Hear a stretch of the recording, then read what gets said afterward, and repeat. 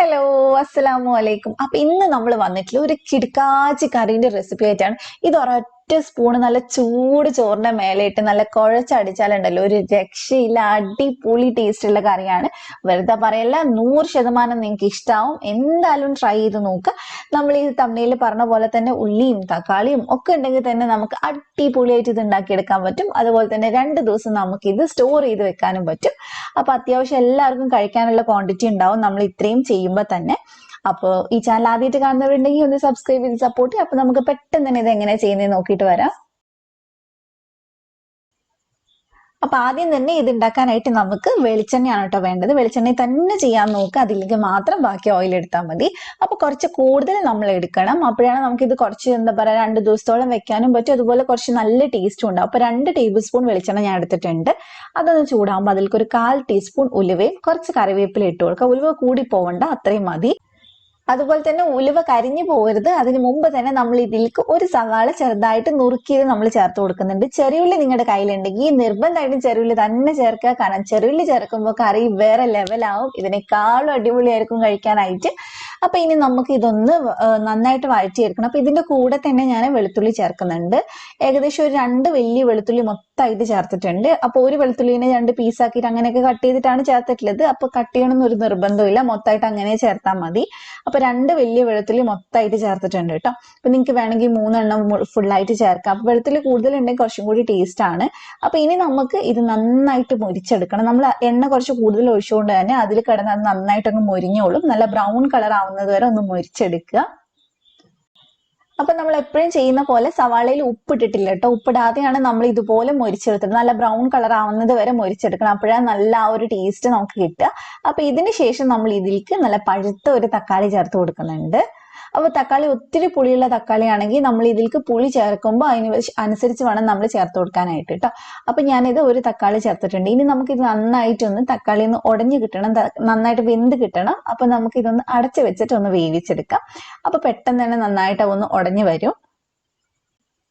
അപ്പൊ ഇതേ തക്കാളിക്ക് ഇവിടെ നന്നായിട്ട് വെന്ത് വന്നിട്ടുണ്ട്. ഇനി ഇതിലേക്ക് നമുക്ക് പൊടികൾ ചേർത്ത് കൊടുക്കാം. ഞാൻ ഇവിടെ കാശ്മീരി മുളക് പൊടി എടുത്തിട്ടുള്ളൂ, അതുകൊണ്ട് തന്നെ ഞാൻ 3 ടീസ്പൂൺ ചേർത്തിട്ടുണ്ട്. അപ്പൊ നിങ്ങൾ എടുക്കുന്ന പൊടിക്കനുസരിച്ച് എരിവ് നോക്കിയിട്ട് ചേർക്കാം കേട്ടോ. അപ്പൊ ഇത് അധികം എരിവില്ലാത്ത മുളക് പൊടിയാണ്, പക്ഷെ നല്ല കളർ ഉണ്ടാവും. അപ്പൊ ഇതിലേക്ക് ഞാൻ ഒരു 1/4 ടീസ്പൂൺ മഞ്ഞൾപ്പൊടി ചേർത്തിട്ടുണ്ട്. പിന്നെ ആവശ്യത്തിന് ഉപ്പും ചേർക്കുന്നുണ്ട് കേട്ടോ. അപ്പൊ ഇതെല്ലാം കൂടി ചേർത്തിട്ട് നന്നായിട്ട് ഇതൊന്ന് മിക്സ് ചെയ്തെടുക്കുക. ശരിക്കും ഈ കറി എല്ലാവർക്കും ഇഷ്ടമാവുമെന്ന് എനിക്ക് പറയാൻ പറ്റില്ല. കാരണം നമുക്ക് ഈ കുഞ്ഞിലെ ഇങ്ങനെ ചെറിയൊരു കഞ്ഞിന്റെ കൂടെയും അതുപോലെ തന്നെ എന്താ പറയാ കുഞ്ഞു കുഞ്ഞു കറികളൊക്കെ ചോറിന്റെ കൂടെ കഴിച്ച് ശീലമുള്ളവർക്ക്, അങ്ങനെ കഴിക്കാൻ ഇഷ്ടമുള്ളവർക്ക് ഇതൊരു രക്ഷയില്ല, എന്തായാലും ഇഷ്ടാവും. അല്ലാതെ എപ്പോഴും ചിക്കനും മീനൊന്നും കഴിച്ച് ശീലമുള്ളവർക്ക് ഇങ്ങനത്തെ കറി ഇഷ്ടാവുമെന്ന് എനിക്കറിയില്ല. അപ്പൊ എനിക്ക് എന്തായാലും ഇതുപോലത്തെ കുഞ്ഞു കുഞ്ഞു കറികളൊക്കെ ചോറിന്റെ കൂടെ കഴിക്കാൻ ഭയങ്കര ഇഷ്ടമാണ് കേട്ടോ. അപ്പൊ ഇനി നമ്മൾ ഇതിലേക്ക് ചേർക്കുന്നത് ഒരു നാരങ്ങ വലുപ്പത്തിലുള്ള പുളി ഞാൻ കുതിർത്ത് വെച്ചിട്ടുണ്ടായിരുന്നു. അപ്പൊ അത് നന്നായിട്ട് പിഴിഞ്ഞിട്ട് നമ്മൾ ഇതിലേക്ക് ചേർത്ത് കൊടുക്കുക. ഞാൻ ഏകദേശം അത് മുഴുവനായിട്ട് തന്നെ ചേർക്കുന്നുണ്ട്, കാരണം എന്റെ തക്കാളിക്ക് അത്ര പുളിയൊന്നും ഉണ്ടായിരുന്നില്ല.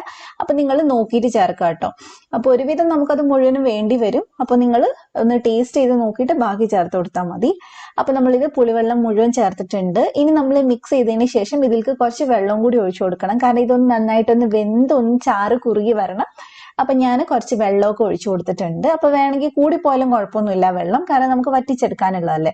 അപ്പൊ ഇനി നമ്മൾ ഇതിലേക്ക് ചേർക്കുന്നത് ചെറിയ ഒരു കഷ്ണം ശർക്കരയാണ്, വളരെ ചെറുത് മതി. ചെറുതായിട്ട് ആ പുളിയും എരിവും ഒക്കെ കൂടെ ബാലൻസ് ആയിട്ട് കിട്ടാൻ വേണ്ടിയിട്ടാണ്. അപ്പൊ ശർക്കര ഇല്ലെങ്കിൽ ഒരു എന്താ പറയാ ഒരു 1/4 ടീസ്പൂൺ പഞ്ചസാര അത്രയും ചേർത്ത് കൊടുത്താൽ മതി. എന്നിട്ട് നന്നായിട്ട് മിക്സ് ചെയ്തിട്ട് നമുക്കിതൊന്ന് വറ്റിച്ചെടുക്കാം. അപ്പൊ ഞാൻ ഇത്രയേ വറ്റിക്കുന്നുള്ളൂ, ഇതിൽ കൂടുതൽ വറ്റിക്കുന്നില്ല. ഇത് തന്നെ നല്ല കട്ടിയിലാണ് ഉള്ളത്. അപ്പോൾ നമുക്ക് എന്താ പറയാ 2 ദിവസമൊക്കെ സ്റ്റോർ ചെയ്ത് വെക്കുന്നതിനും കുഴപ്പമൊന്നുമില്ല. അതുപോലെ തന്നെ സാധാ കറി പോലെ നമുക്ക് ഒത്തിരി എടുത്ത് കഴിക്കേണ്ട ആവശ്യമില്ല. ചോറിന് നമുക്ക് 1-2 സ്പൂണൊക്കെ വേണ്ടുള്ളൂ കുറച്ച് ചോറ് ഉണ്ണാനായിട്ട്, കാരണം അതിന്റെ ആ ഒരു ടേസ്റ്റ് അങ്ങനെയാണ് ഇരിക്കുക. അപ്പൊ എന്തായാലും ട്രൈ ചെയ്ത് നോക്കട്ടെ. ഇതുപോലെ തന്നെ ഒരു ഉള്ളിപ്പുളീന്റെ കറി ഞാൻ വേറെ ഇട്ടിട്ടുണ്ടായിരുന്നു, അത് ഒത്തിരി പേര് ട്രൈ ചെയ്ത് നല്ല കിടക്കും ഫീഡ്ബാക്ക് കിട്ടിയിട്ടുള്ള റെസിപ്പിയാണ്. അപ്പൊ ഇതും നിങ്ങൾക്ക് ഇഷ്ടമാവും, എന്തായാലും ട്രൈ ചെയ്ത് നോക്കി. ഇതുപോലത്തെ കുഞ്ഞു കുഞ്ഞു കറികളൊക്കെ കഴിക്കാൻ ഇഷ്ടമുള്ളവർ ഉറപ്പായിട്ടും ട്രൈ ചെയ്യുക, പെട്ടെന്ന് തന്നെ ഫീഡ്ബാക്ക് പറയാം. അപ്പൊ നിങ്ങൾക്ക് റെസിപ്പി ഇഷ്ടമായിട്ടുണ്ടെങ്കിൽ വീഡിയോ ലൈക്ക് ചെയ്യുക, ഫ്രണ്ട്സിനും ഫാമിലിക്കൊക്കെ ഒന്ന് ഷെയർ ചെയ്ത് കൊടുക്കുക. അപ്പൊ ഞാൻ നേരത്തെ പറഞ്ഞ പോലെ സബ്സ്ക്രൈബ് ചെയ്യാതെ ഈ ചാനൽ കാണുന്നവരുണ്ടെങ്കിൽ ഒന്ന് സബ്സ്ക്രൈബ് ചെയ്ത് സപ്പോർട്ട് ചെയ്യുക. അപ്പൊ മറ്റൊരു അടിപൊളി വീഡിയോ ആയിട്ട് ഇൻഷാ അല്ലാഹ് നമുക്ക് വീണ്ടും കാണാം. Thank you for watching.